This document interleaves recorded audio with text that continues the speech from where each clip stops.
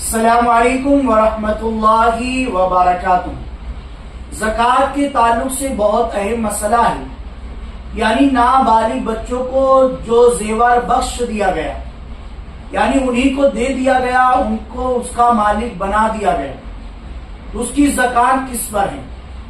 جواب ضرور سنیں اور ویڈیو کو پوری دیکھیں، چینل کو سبسکرائب ضرور کریں، دوسروں تک اس ویڈیو کو ضرور پہنچائیں، کیونکہ لوگ ایسا کرتے ہیں۔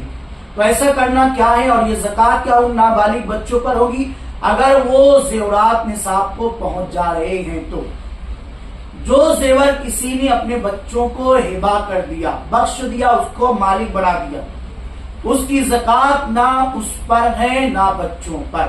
یعنی والدین نے بچوں کو مالک بنا دیا، نابالغ بچوں کو، تو والدین پر بھی اس کی زکوٰۃ نہیں ہے، اور بچوں پر نابالغ ہونے کی وجہ سے اس پر زکوٰۃ نہیں ہے۔ اس لیے نہیں کہ اب یہ مالک نہیں، اب بچوں پر اس لیے نہیں کہ وہ بالغ نہیں،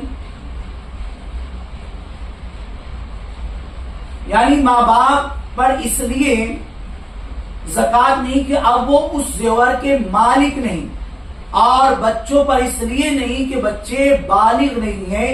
تو آپ اس مسئلے کو ضرور یاد رکھیں اچھی طریقے سے، اور بھی اگر کچھ آپ اس میں پوچھنا چاہتے ہیں تو ضرور آپ میسج کر کے پوچھ سکتے ہیں۔